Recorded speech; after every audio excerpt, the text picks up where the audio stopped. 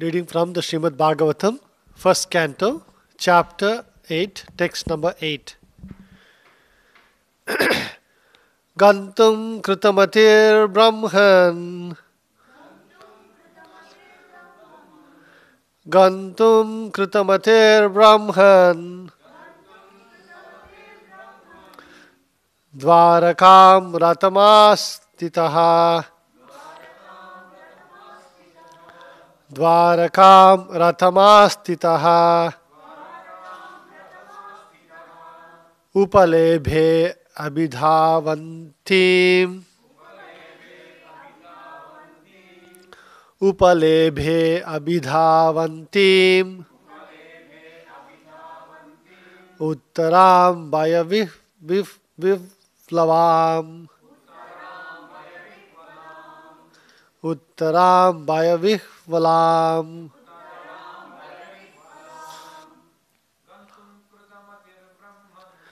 Grantam Krutamatir Brahman Dvarakam Ratamastitaha Upalebe Abhidhavantim Uttaram Vaya Vihvalam Gantam Krutamatir Brahman Dvarakam Ratamastitaha Upalebe Abhidhavantim Uttaram Vaya Vihvalam Gantam Krutamatir Brahman Dvarakam Ratamastitaha Upalebe Abhidhavantim Uttaram Vaya Vihvalam. Word to word translation. Gantum, just desiring to start.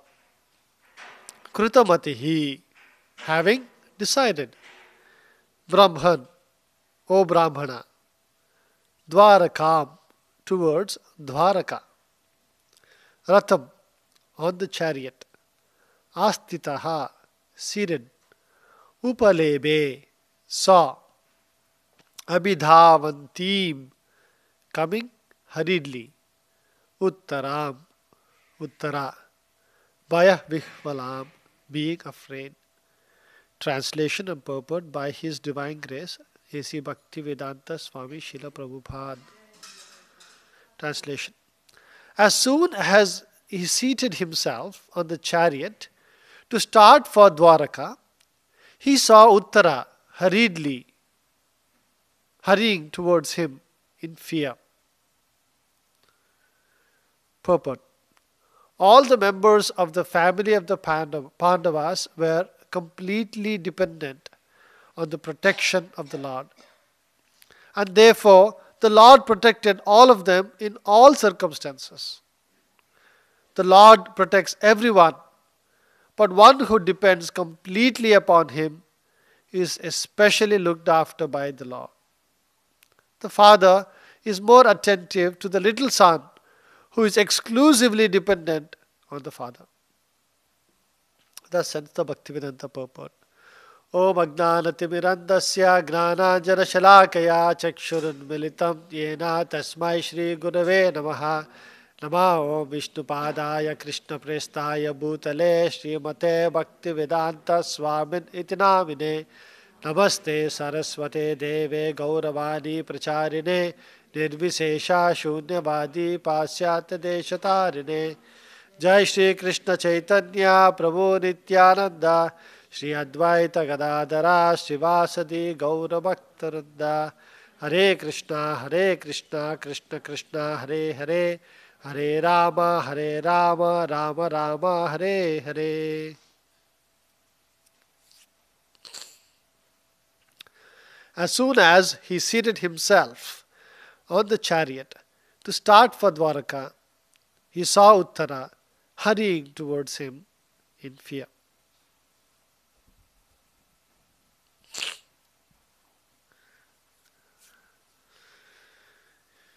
Here in this verse, um, we are seeing how the Lord, the Supreme Lord Himself, sometimes has to change His plans, right, in order to help His devotees, right? And that too, this plan was not some, you know, last minute thing. He had suddenly decided to go to Dwaraka. He had been wanting to go to Dwaraka for quite some time, right? And there was a long process. He wanted to go. They would say, stay back for a few more days, and then he would stay back. And then finally, everything was worked out. He was getting on the chariot, about to leave. And then Uttara comes. And then the Lord has to change His plans again, right? Actually, when we think about our own spiritual lives, we all make plans, right? Spiritual and material lives. We all make lots of plans. And when things don't go as per our plans, we get very dejected sometimes, right? And we're wondering, why things are not going as per plan. In the overall spiritual scheme of things,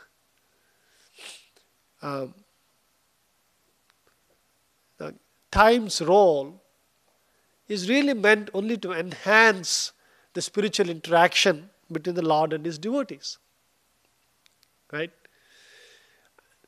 Time really is not some kind of, like in this material world they say, time and tide wait for no man, right? They say you can buy anything except time. Time is being viewed as a very sort of an evil element that is taking away the life of people, which is true. In this material world, as time progresses, everything starts destroying itself, so to speak. Right? They say entropy expands. Everything starts collapsing as time expands. It is actually not natural for, if you leave something, for it to remain like that. If you leave something, it goes to, it starts collapsing and falling apart. Right? But in the spiritual world, time actually has an element of enhancing the rasa, so the interaction between the Lord and His devotees. And it is meant to add spice to life, right? Then when you think about how our acharyas, like our spiritual master Srila Prabhupada, has acted in similar situations, it gives us some guidance of how we should act in our own lives when it comes to planning something and something else happens.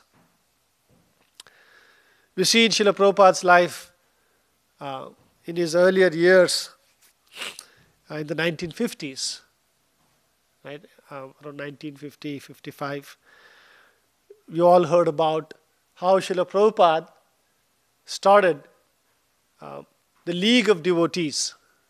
Right? That was the first movement, spiritual movement that Srila Prabhupada started. And he had a very clear plan on how to make devotees, how to inspire people to take up a devotional life. It so happened that in Jhansi, somebody had donated a pretty palatial building to start this movement. And that was actually the impetus for Prabhupada to start the movement. And there were actually a lot of things that went back and forth. At that time, Srila Prabhupada had approached one of his godbrothers to join the movement and sort of be one of the leaders.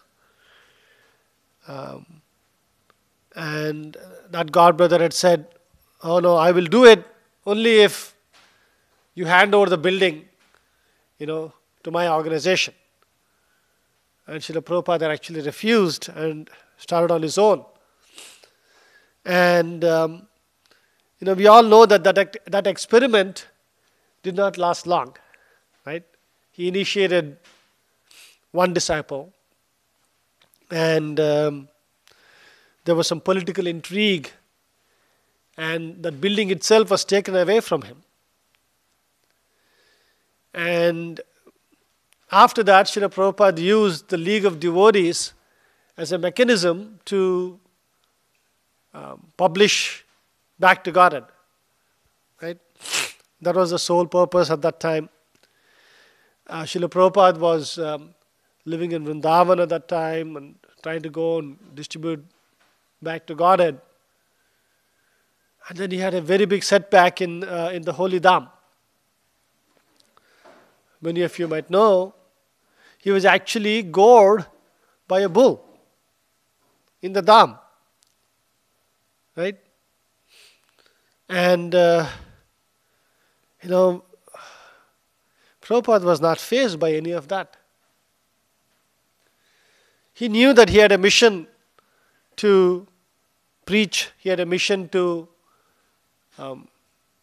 establish Chaitanya Mahaprabhu's, expand Chaitanya Mahaprabhu's mission across the whole world. So he would just continue working by himself on this for many, many years after that. And if you really think about, this entire 5-10 years after that, all the way in 1964, he went to Bombay. He was trying to get a ticket to come here. So he went and stayed in sort of a hostel that was run by the India Steamship Company. He would pay money and stay there and try repeatedly to get audience with Sumati Morarji, right, to get the ticket. That itself took so long. And even after he got the ticket, that is not the end of it. He had to get something that was called P form. In those days, it was called a P form that is needed from the government to say that, yes, we will allow you to leave the country. And it was dependent on actually a little bit of his financial ability to live in the US. And so he approached a State Bank of India officer who, after many months, actually denied it. And then he had to go and request him to say, please at least pass this on to your boss, the regional manager. His name was Mr. Rao. And hopefully he will at least approve it. And then he sends that across to Mr. Rao, and somehow by Krishna's mercy, even before he could meet Mr. Rao, he approves it and sends the papers across. And the list goes on, right? He travels to Calcutta to get on the steamship, and then 14 days into his journey, he has a massive heart attack. Right? He just barely survived the heart attack. So like that, Srila Prabhupada, we see in his lives, he made plans, and then when Krishna revealed some of the plans, he just went by it. Right? That is the importance in our lives of fully depending on the Lord. Right? Here in the purport, Srila Prabhupada is saying, the Lord protects everyone, but one who depends completely upon Him is especially looked after by the Lord. The Father is more attentive to the little son who is exclusively dependent on the Father. Right?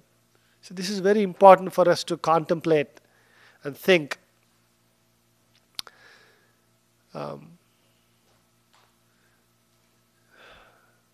When we think about depending on the Lord and not defending ourselves, right? That is at multiple levels. Right? This defense can be, depending on the Lord, and defense can be thought of in terms of the body, the mind, the intelligence, one's false ego, and then at the spiritual level, at the soul level. At the body level, Srila Prabhupada says in the Bhagavad Gita, when Krishna is talking to Arjuna, he's not telling him, you just sit and relax here, I will go and fight for you. Right? He says, you are a Kshatriya. It's your duty to fight. It's your duty to defend your body.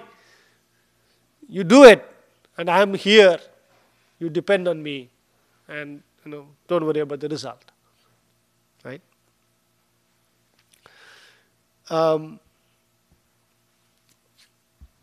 When it comes to defending the body, we see several instances in the different shastras. Ambarish Maharaj, right? There's a story of Ambarisha.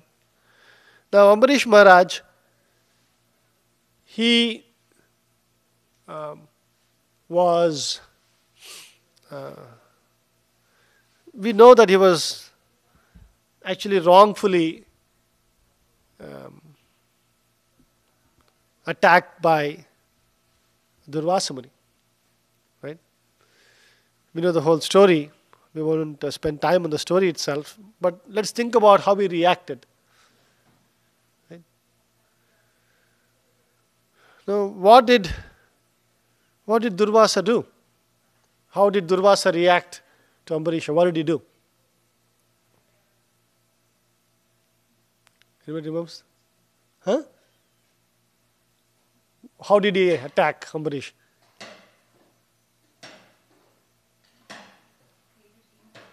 He created a big demon and let him loose on Ambarish.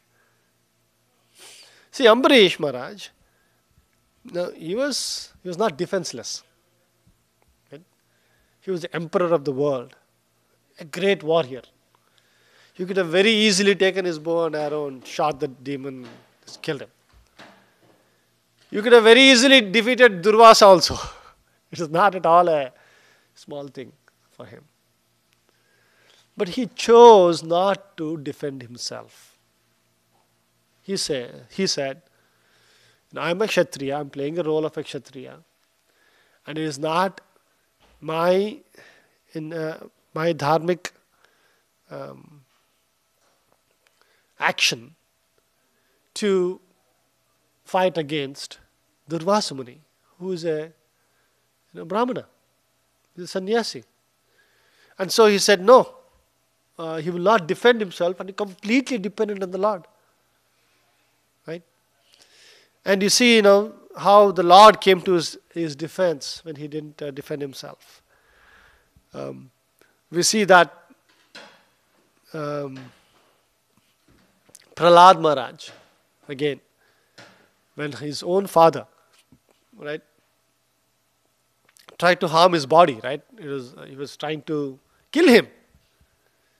Well, in Prahlad Maharaj's case, he really couldn't defend himself. Right? He was a small boy, and his father was like, the big boss, right? He was the king of the entire universe. Everybody, including the demigods, were completely subservient to him. There was nobody in this universe who could protect Prahlad Maharaj. Similarly, we see in the instance of Haridas Thakur, when he is beaten in 21 marketplaces. Well, it was the king who had ordered the punishment. And in one sense, he couldn't defend himself in that situation. And so we see that, devotees are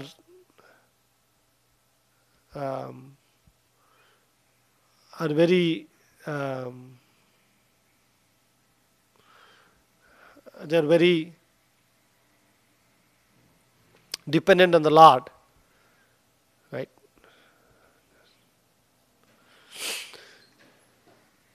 But then, when any of our dependents, their body is harmed, or when we get sick or something, we defend our body, Right? When Srila Prabhupada used to fall sick, he would change his diet. Right? If this thing, he would say, okay, let me take something else. He would take Ayurvedic medicine, he would take massages. Right? That is, in one sense, defending the body. Or anybody under our care, like our children, or anybody who is dependent on us, if their body is being harmed, it is our duty to protect them and to protect ourselves as well. As well as like a king. King is responsible for protecting the body of all the citizens of the kingdom, including the animals and the plants and every living entity that lives there. So, here we taught different lessons on how, in what situations we totally depend, but in what situations we can both defend and depend. Right? Now, when it comes to the mind, so let's think about what does it mean to defend our mind. Can somebody give some examples of what could defending our mind be? Any ideas?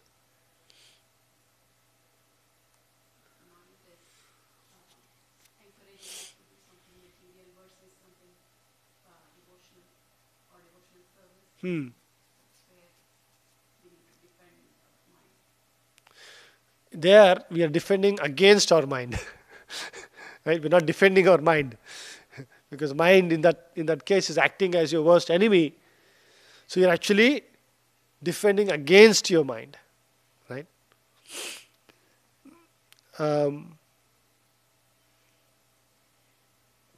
It's a good point.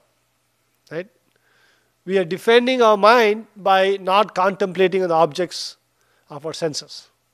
Right? Like you're saying over here. Now, in this situation also, we should depend on the Lord while defending our mind. Right? Because we know how the mind is so powerful.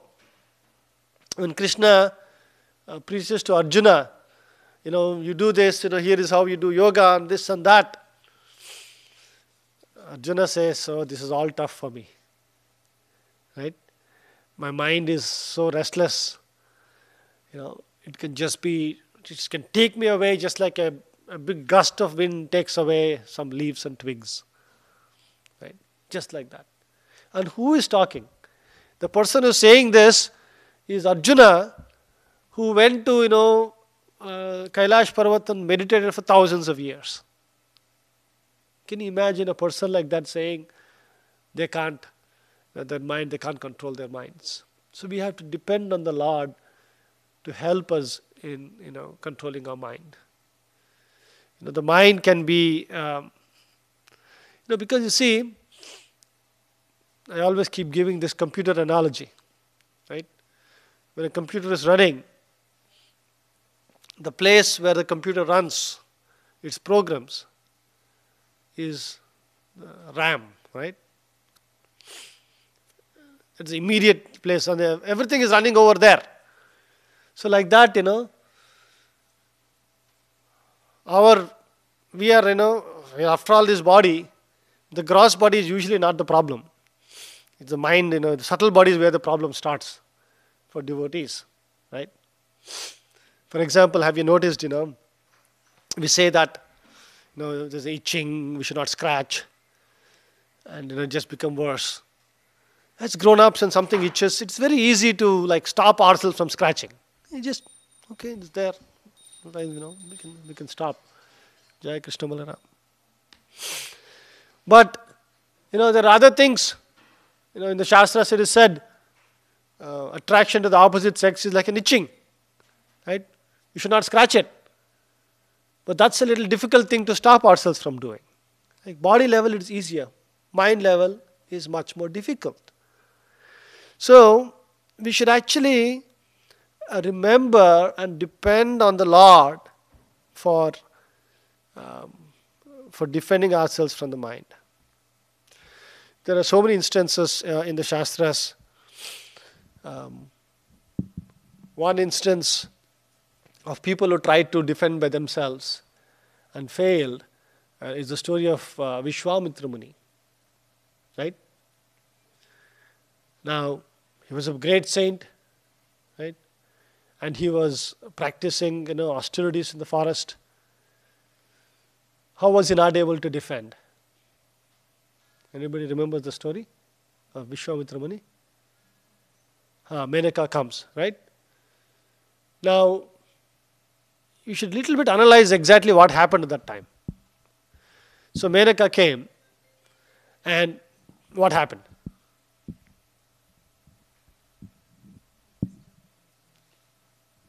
How was he disturbed? Yeah, physically, but then just by sound, he was actually not even seeing her. He was just sitting and meditating, because Prabhupada says like how the hearing is the first thing, right? That's the only thing that is active. So he didn't even look at her. The Shastras explain of how he just heard some jewelry twinkling. Could be an ankle bell or something. And he did not even see her. He just started thinking, oh, could that be a woman? And then that contemplation led him to, you know how it is, like once you, jayato vishayan pumsaha. Right? That this immediate contemplation was the beginning of this fall down. And then it led to a whole series of events, and he gives up his practice, and spends time with her and has child and all those things. Just by thinking of a sound and saying, is that a woman? That's it. And all his tapasya was defeated. So that's why, we have to understand that in order to defend our mind, we really need the help of the Supreme Lord and the spiritual master. And we beg for their mercy and and to get the strength in order to be able to defend by depending on the Lord. Right? So we look at the intelligence level. Right? How do we defend our intelligence? What are the areas where Srila Prabhupada many times talks about we should defend our intelligence? Any ideas?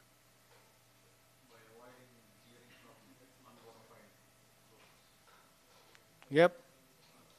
Right? Avoiding hearing people who are not bona fide. And specifically, what does Srila Prabhupada stress on? Impersonalism. Right? Mayavadi understanding. Now, sometimes you might think, why is there so much stress on Mayavada? That's crossed my mind many times. Right? Why there's so much stress on Mayavada? Not hearing from Mayavadis. So many places Prabhupada says, like, if you think about, it is not like, if you think about a common theme that keeps recurring in all of Prabhupada's books, many places he keeps saying this, do this, do this, do this. Don't do this kind of a thing. One of the things will clearly be, don't listen to Mayavadis. Anybody has any ideas why there's so much stress on that? They're envious of Krishna, but a lot of other people are envious of Krishna too.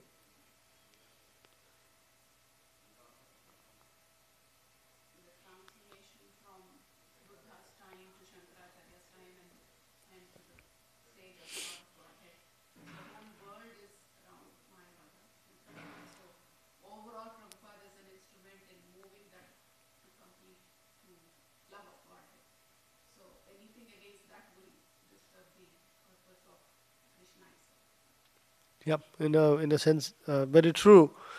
And as we were talking about how Prabhupada used to call Mayavadism as the last snare of Maya. Right? Because when you listen to that, they say, oh, you should control senses. Yes, we should control senses. Everything looks like, they're talking exactly like what we're talking. They'll even say, they will use Krishna also, the wall. And then when they reach the top, they want to throw the ladder down. Right? Kick the ladder away.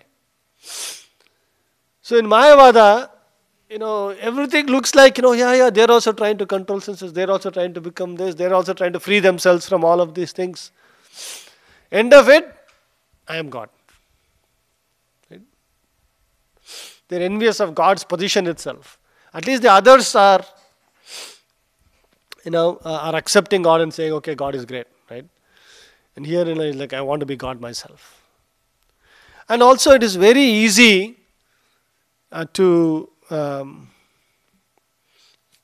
because we see how our mind, or our false ego, or pride, and all of this, and comes in the way of being in spiritual plane. And to say that, okay, I should ignore my mind, I should ignore this. Ignoring the problems, like not ignoring, getting rid of our problems, right? Getting rid of our problems is something that appeals to people very easily. Because they can see, if they're genuine, they can see, I have this, I have this, I have this. And it's very easy to get caught up, especially, in the current age. The whole world is engrossed in this Mayavada understanding. So we should definitely defend ourselves from Mayavadas. Chaitanya Mahaprabhu, there was one devotee by name Mukunda. He was very angry with him because he would come and listen to the devotees, and then he would go and listen to Mayavadis as well. Yeah. So we should be very careful. Sometimes we don't understand the importance of keeping away from it. Because it's a very, very subtle, it's like a cancerous thing. It just grows within yourself, you won't even know it. And it can impact your way of thinking. Sometimes we'll say, all this is great, but do we really need Krishna? Everything else. Because the world is designed in such a way that when you act, see, the things that Mayavadis do are very similar to things that devotees do in many areas. And the subtle laws of this world, after all, this world, as it's said in many places, the laws of this world, the subtle laws of this world are totally impersonal. The Lord keeps himself away from these subtle laws. I have created them here. You don't have to believe me. You don't have to depend on me. You can be, as long as you follow the subtle laws, you can be whatever you want in this world and achieve as much of success and this and that and knowledge. You can achieve knowledge and renunciation and this. You can almost be liberated. But just, in fact, why almost? You can go to Brahman realization. You can be liberated itself in the Brahman realization by completely ignoring God. Because the Lord gives us that freedom. He respects us so much that He gives us that freedom, that you can go do this. So that is why it's a little bit of a dangerous thing, and we should be very careful. Now, when do we not defend our intelligence and totally depend? Completely depend and don't defend on our intelligence. Depend on the Supreme Lord. Which instances? Yeah. Right? Following the spiritual master. See, we are not blind followers. Nobody is asking in our Vedic system to completely blindly follow. In fact, the cornerstone of spiritual life is pariprashnena sevaya. There has to be questions and answers and service. And so, we are very much encouraged to be doing that. We are very much encouraged to thoroughly analyze a spiritual master before accepting him. Is he bona fide? Right? The Sadhu, Shastra and Guru, the triangle. Right? Now, is the spiritual master talking what the sadhus are talking? Is he talking what the Shastras are talking? Does it come in a bona fide parampara? These are all questions we should ask, we should act, and we should be very, very diligent in that. But once we surrender to the spiritual master, we should just follow the instructions. It should be very, very rare situations where you question the instructions given by the spiritual master or his representatives. Jai Krishna Balaram ki jai, Nitai Gauranga ki jai. It is very rare. We should be doing that. Especially in this Western world, we have a little bit of this disease of, I have to believe in what I do. Right? This is a little lesser in the Eastern civilizations because there is a very strong emphasis on listening to superiors. And but in the Western world, right from childhood, people are taught, even your own parents, question them. They don't really listen to their parents. You should feel convinced, then only you should do something. Now, that can be pretty dangerous in spiritual life. Especially because in the initial stages, our mind is our best friend and is also our worst enemy. And we do not have the discretion or the understanding to know when is the mind being your best friend and when is it being your worst enemy. It's usually when we are in our most difficult times, usually when we are going through our worst times, we totally depend on our mind and our intelligence. We depend on it. And that's when we get really sidetracked and taken away, led astray. So we should be careful. Prabhupada is to give this example of, see, when you're going to an operation theater, right? They put you under anesthesia. You have no understanding of what is going on to your body. And you're given your body completely up to a surgeon. Right? He's taking a knife and he's going to cut you open, take you apart.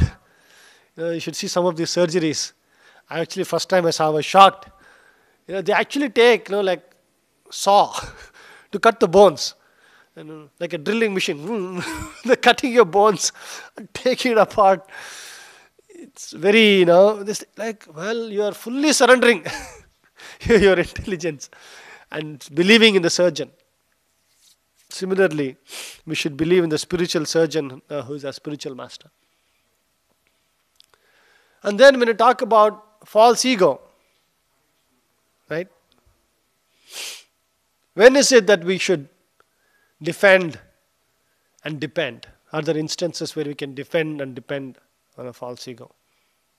Both defend and depend on the Lord. Are there any instances?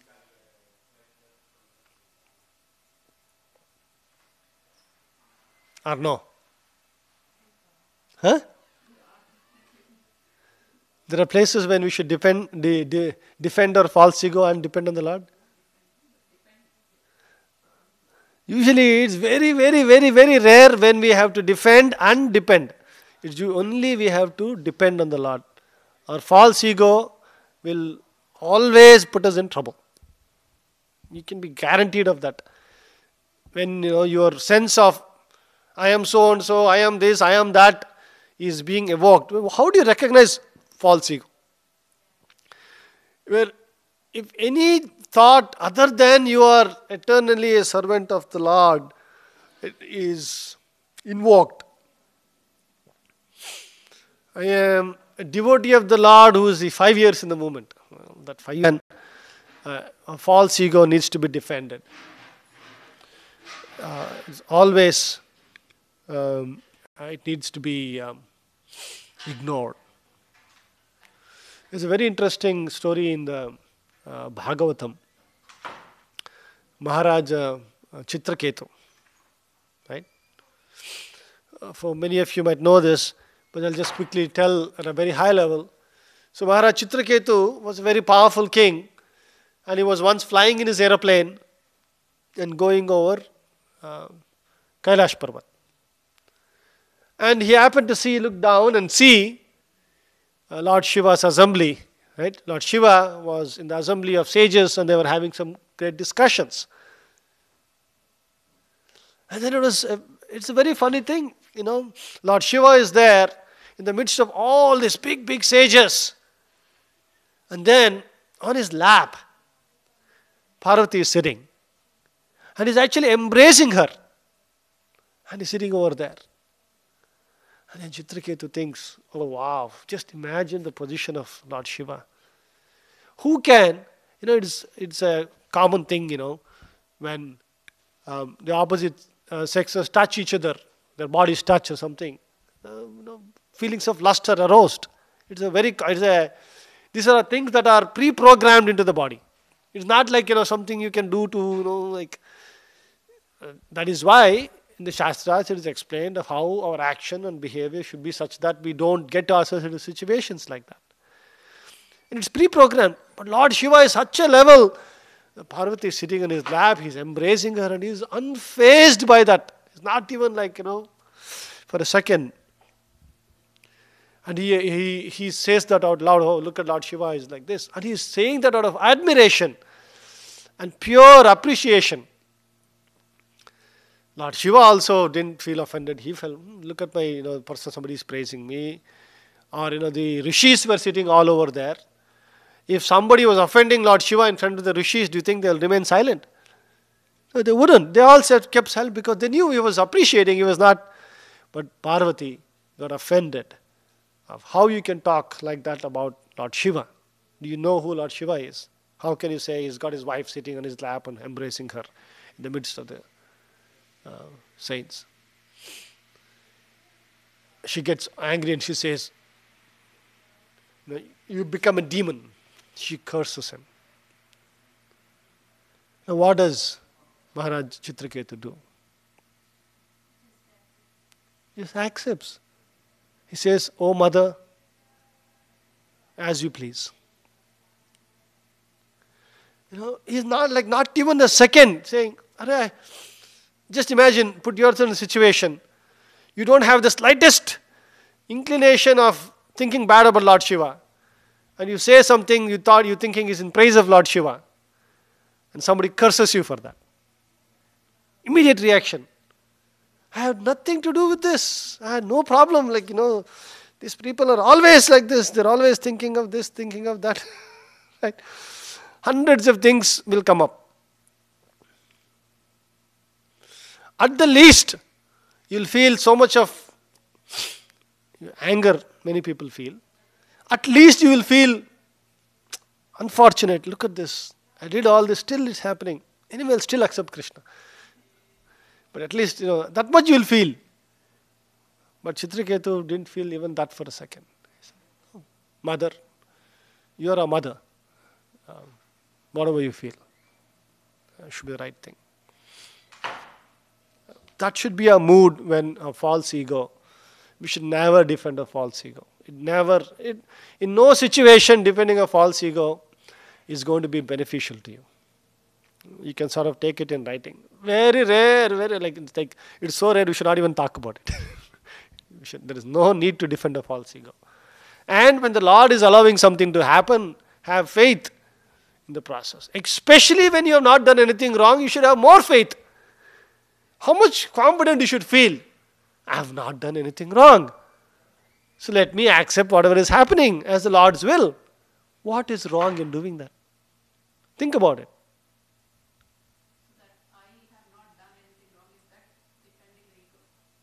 No, you're saying, that's why when the false ego is invoked, irrespective of what the situation is, accept it. Right? Like you said, if you start thinking, have I done something wrong or not, you will start thinking, no, I have not done wrong, and then you'll feel you won't be able to accept it. Makes it a little difficult. Invariably it happens. We can't really control our mind so much. That for a moment you'll see whether you've done right or wrong. Irrespective whether if you've done right, that's what I'm saying. If you've not done any wrong, you should be even more thinking that this is the Lord's will. It is happening like this. Just accept it. Right?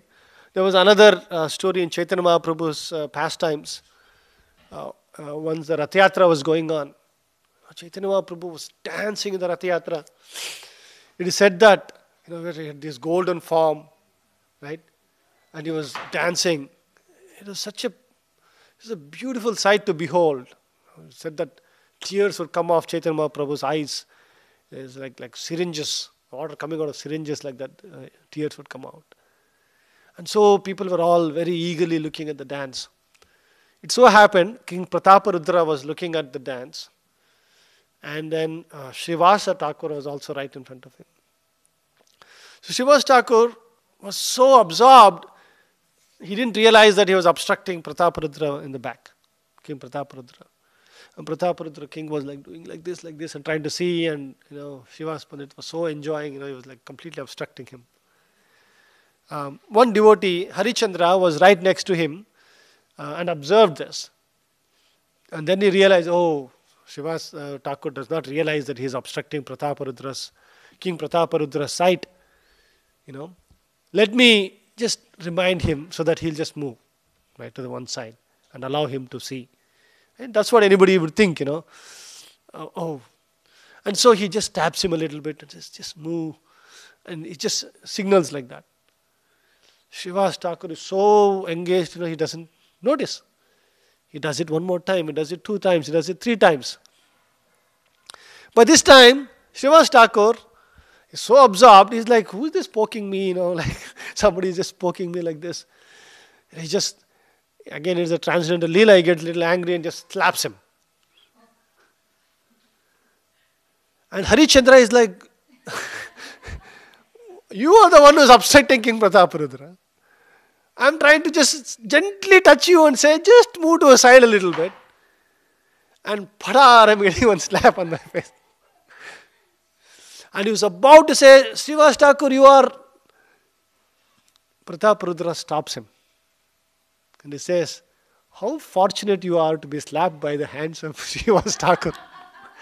What good fortune you must have done in your life to be touched by the lotus hands of Srivasa Thakur. No need to defend yourself. No need to defend your false ego saying that I didn't do any mistake. You're not even doing for yourself, you're trying to do for me. I know, I can see you. But don't. And Srivasa Thakur is oblivious to this whole discussion.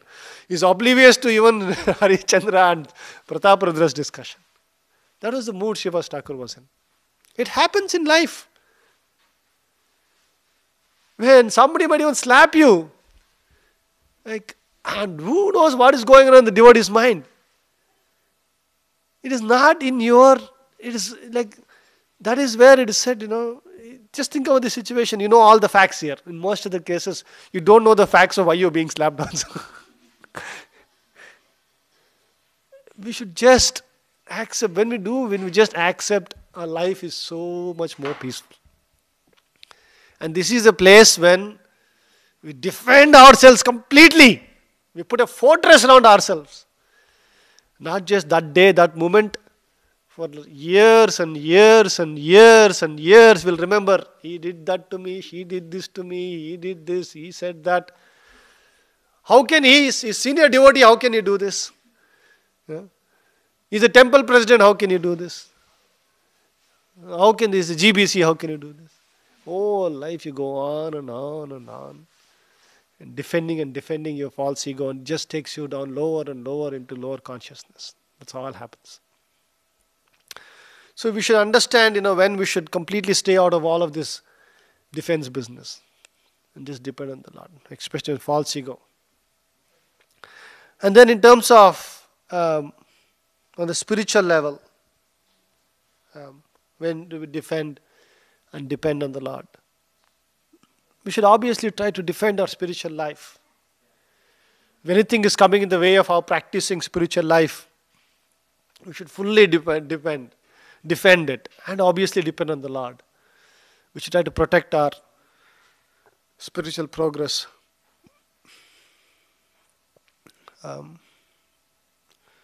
There are instances, when we are put into different situations, we are running out of time. Our spiritual life is threatened, our spiritual life is jeopardized. We should very aggressively defend and obviously depend on the Lord. This is when, the lower principles of the material world can even be ignored. There are many instances where Prabhupada talks about how, when you are trying to surrender your life, your life completely to service of your spiritual master, and let's say your parents come in the way, or your family comes in the way, or these people come in the way, that comes in the way. For example, somebody is young and they've got old parents, trying to fully surrender and become a full-time devotee or something, and then the parents come and say, who will take care of us in our old age? Right? At that moment, for your own spiritual life and your spiritual, protecting spiritual existence, it is okay to ignore a lower principle of taking care of your parents. Because if you really are that spiritually elevated, and if you are fully surrendering to the Lord, Krishna will take care. Krishna is taking care of everybody. He will take care. Right? We have seen, so many instances. People will have 2 sons, 3 sons. There are some instances, people have 5, 6 sons, and everybody is well-to-do and everything. But at the right time, nobody will come to take care of the father or the mother. Right? It's a little bit, we believe all in this, in all of these false soldiers, right? Families compared to false soldiers who you think will protect us, but they will not. So we should always protect our spiritual life and totally depend on the mercy of the spiritual master and Krishna. So we see here, Prabhupada is telling how the Lord protects everyone, but one who depends completely upon Him is especially looked after by the Lord. The father is more attentive to the little son who is exclusively dependent on the father. We'll stop here. Anybody has any quick question or comment? Yes, Mataji. How do you check yourself that you are not guilty of not taking care of the parents or staying with them for the reason of spirituality? How do you check that? Yeah, it sometimes there are practical situations and practical complications. It's usually good to take help from other devotees, senior devotees, to get some practical guidance on that. But the final principle you should always remember, especially as a human being, everybody is experiencing a level of happiness and distress that is destined to them. Right? If you are totally surrendered to the spiritual master and completely serving the spiritual master, you can be 100% assured that that is the best thing you can do to your parents. What can you protect? Have you thought of that for a second? What can you really do? At best, you can give them some money to take care of their day-to-day livelihood. If somebody is in that situation, you should absolutely do that. There's nobody stopping you from doing that bare necessities. You can say, I can help them by physically taking care of their body. Right? But for you to be physically taking care of the body, if that means that you have to give up your spiritual situation and your service to a spiritual master and you're taking care of that, there is a question mark there sometimes. And you should really think, because both can be done. There are ways you can say, okay, you come here, you come here and I will be here and we can serve and you can also be taken care of. It can be done. But if the parents have false ego saying, no, I can't do this, I got to be taking care, you come here, you do this, then you're serving their false ego, you're not really serving them. And that living entity who is in the parent's body, you should think about their eternal spiritual benefit, not the benefit in this particular life. What is the use of taking care of this particular life and this body? How much can you take care? They go to the hospital, they get sick, what can you stop sickness? Can you cure them? No. So there are very limited way we can actually serve. Very, very limited way. And many times it's just an excuse for our own plans. Right? We should be very careful when we think about that, and we should do everything Not just parents, our own children for that matter, our wife, our husband, doesn't matter who it is. It has to be done to the extent we should do, and nothing more, nothing less. And that intelligence and that direction will automatically come when we try to use every living moment that we have in the service of the spiritual master. Automatically these kind of problems will get solved. Right? Automatically they'll get solved. Usually when, different people have different situations, but usually we are not even using the other time that we have in our hands and not surrendering on that level itself, and then these additional problems. The less surrendered you are, the more problems there are. That much is guaranteed.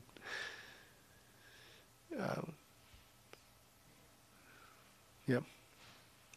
It's said that when you become a devotee, right, 7 generations this side and that side get benefited by your devotional service. That is the highest benefit you can give to anybody. Because any other benefit is all temporary, very, very fleeting and temporary. Very fleeting and temporary. We'll stop here. Grantraj Srimad Bhagavatam ki, Jai Srila Prabhupada ki.